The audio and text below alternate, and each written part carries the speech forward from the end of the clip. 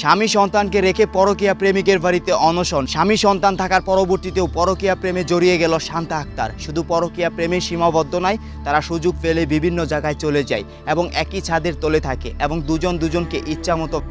তার পরবর্তীতে ওই শান্তা আক্তারের সাথে শেষ পরিণতিটা, পরকীয়ার যে শেষ পরিণতিটা হলো, সেই ঘটনাটা শুনলে আপনাদের শরীরে রক্তগুলো টকবক করে উঠবে এবং আপনারা এটা বলবেন যে যেটা হয়েছে ওই মেয়েটার সাথে এটা একদম ঠিকই হয়েছে। তো দর্শক, চলুন আমরা বেশি দেরি না করে মূল ঘটনা আলোচনা করি। দর্শক, আপনারা স্ক্রিনের মধ্যে দেখতে পারতেছেন সুন্দরী একটা মেয়ে। তো এই মেয়েটার নাম হলো শান্তা। তো এই শান্তাকে পরিবার থেকে পারিবারিকভাবে একটি ছেলের সাথে বিয়ে দেওয়া হয় এবং যে ছেলের সাথে বিয়ে দেয় ওই ছেলে একটি বেসরকারি কোম্পানিতে ম্যানেজার পদে চাকরি করে। তো সেই ক্ষেত্রে তার স্যালারি অনেক ভালো। তো তাদের সংসারটা মোটামুটি ভালোই থাকতেছিল, কিন্তু স্বামী ওই যেহেতু কোম্পানিতে চাকরি করে সেই সুবাদে এই শান্তাকে রেখে বিভিন্ন দূরদূরাপি তার থাকতে হয়। তো সেই জন্য ওই শান্তার একা একা ভালো লাগে না। সেজন্য তিনি তার স্বামীর কাছে একটি আবদার করে যে আমাকে একটি স্মার্টফোন কিনে দাও। তো তার স্বামীও তাকে যেহেতু প্রচুর পরিমাণে ভালোবাসতো, তো সেই সুবাদে তাকে একটা স্মার্টফোন কিনে দেয়। স্বামী ভেবে যে আমার যেহেতু একটা সন্তান হয়ে গেছে, ছেলে সন্তান হয়ে গেছে, তো স্ত্রীকে যদি স্মার্টফোন কিনে দিই তাহলে সে আমার সাথেই কথা বলবে, অন্য কোনো কিছু তো আর করবে না। কিন্তু স্ত্রী মনে তো অন্য কিছু ছিল। তিনি ওই ফোনে টিকটক ডাউনলোড করে এবং টিকটক ডাউনলোড করার পরবর্তীতে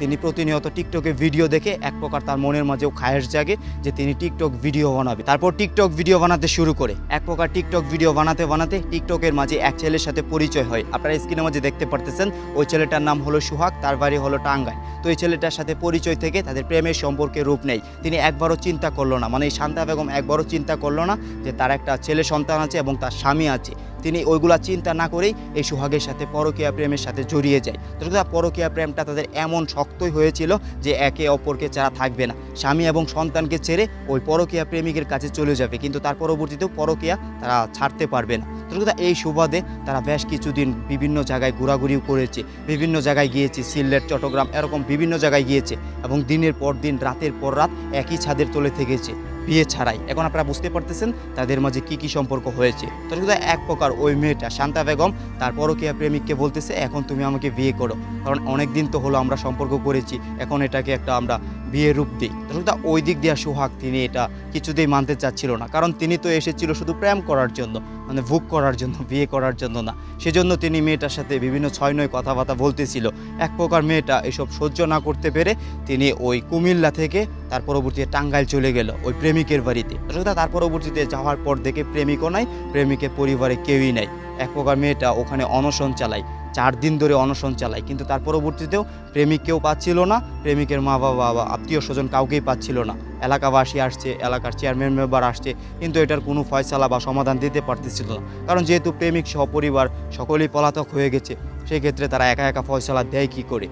তার পরবর্তীতে এই মেয়েটা কোনো দিশা না পেয়ে তিনি 4 দিন ধরে অনশন চালানোর পরবর্তীতে আনুমানিক ওখানে 5-6 দিন ছিল। তার পরবর্তীতে তিনি ওই প্রেমিকের ঘরের মাঝে যাই এবং ঘরের মাঝে যাওয়ার পরবর্তীতে আপনার উপরে যে সিলিং ফ্যান থাকে সেটার মাঝে আপনারা বুঝতেই পারতেছেন, হ্যাঁ, কোনো কিছুর মাধ্যমে আপনার দুনিয়া থেকে বিদায় হয়ে গেল।